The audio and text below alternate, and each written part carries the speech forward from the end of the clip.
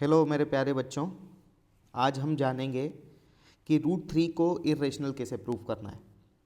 और root three को irrational prove करने के पहले मैं आपको इसी चैप्टर की एक और थ्योरम बताना चाहता हूँ जो कि इसको इरेशनल प्रूव करने में हमको हेल्प करेगा। एंड विच इज़ कि अगर if p is any prime number, p क्या है, कोई प्राइम नंबर है, और p डिवाइड करता है, if p divides a square then p also divides a। इसका मतलब कुछ नहीं हुआ, इसका मतलब सिंपली इतना है कि p is a factor of A square and A square का और ए का दोनों का फैक्टर कौन है, p है। और इस थियरम का यहाँ पर बड़ी खूबसूरती से यूज़ किया है। तो let us start the proof of this कि root three is an irrational number. और इसको हम इरेशनल प्रूफ करते हैं by the method of contradiction. मतलब क्या हुआ कि मुझे रूट थ्री को जैसे अभी क्या प्रूफ करना है, इरेशनल प्रूफ करना है, तो मैं मान लूँगा कि रूट थ्री एक रेशनल नंबर है। सॉल्व करते करते करते करते करते करते जाऊँगा और आखिरी में बता दूंगा कि नहीं, मैंने जो अजम्पशंस लिए हैं वो गलत हैं, रूट थ्री इरेशनल नंबर ही है। तो लेट अस स्टार्ट। और उसके लिए हम क्या अज्यूम करते हैं, लेट अस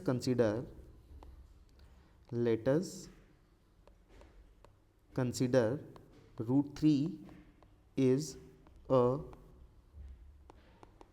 रेशनल नंबर। अब रेशनल नंबर है तो इसको हम लिखेंगे root three is equal to A upon B के बराबर। अब मैं क्या कर रहा हूँ, मैं स्क्वायरिंग करता हूँ दोनों तरफ, squaring on both the sides, squaring on both the sides.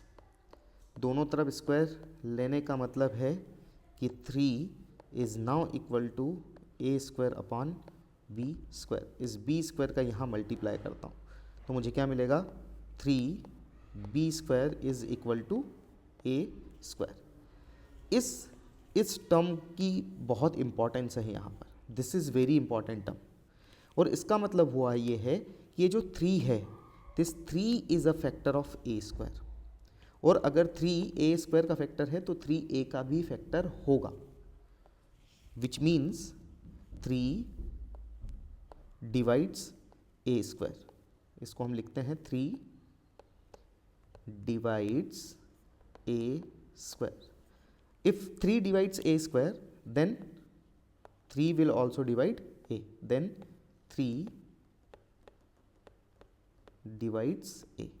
अगर तीन ए स्क्वायर को डिवाइड करता है स्वाहा तो तीन ए को भी डिवाइड करेगा। अच्छा, अगर तीन ए को डिवाइड कर रहा है it means three is a factor of A, तो हम इसको ऐसे लिख सकते हैं कि A is equal to three C, where c is any integer, c is any integer। आया समझ में कि नहीं आया? Now again on squaring what I will get, हटा देता हूँ भाई इसको मैं यहाँ से। And now a is equal to कितना है, three C. Squaring on both side, again squaring on both sides, squaring on both side से हमको मिलेगा A square is equal to nine C square. And A square का value यहाँ और ए square का value यहाँ। मतलब क्या है कि इस ए स्क्वायर को मैं रिप्लेस करूँगा थ्री बी स्क्वायर से, तो क्या हो जाएगा, three B square is equal to nine C square. ये तीन से ये शहीद होगा तीन बार और I will get B square is equal to three C square. वही टर्म वापस आ गई है, but this time it is equal to B square. B square is equal to three C square का मतलब है कि थ्री डिवाइड्स बी स्क्वायर, मतलब three is a factor of B square. और अगर थ्री बी स्क्वायर का factor है तो थ्री b का भी फैक्टर होगा। 3 divides b square, so 3 also divides b, 3 divides b। और शुरू में हमने अजम्पशन लिया था कि √3 is equal to a rational a upon b, जिसमें a और b को प्राइम नंबर्स का मतलब क्या हुआ कि a और b का सिर्फ एक ही कॉमन फैक्टर होगा और वो है 1। मतलब HCF of a and b is 1। आखिरी तक जाते जाते आप दो नई चीज़ें लेके आ गए हो कि 3a को भी डिवाइड कर रहा है, 3b को भी डिवाइड कर रहा है, मतलब a और b का 1 के अलावा भी कोई कॉमन फैक्टर है एंड विच इज 3। तो हम यहाँ लिखेंगे we obtain that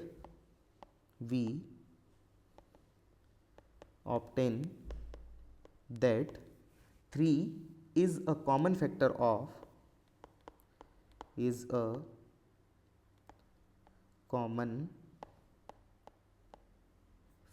of a and b, but this contradicts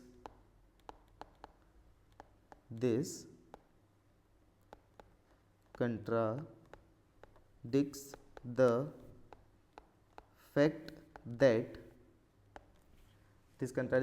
that a and b have no common factor other than a, have no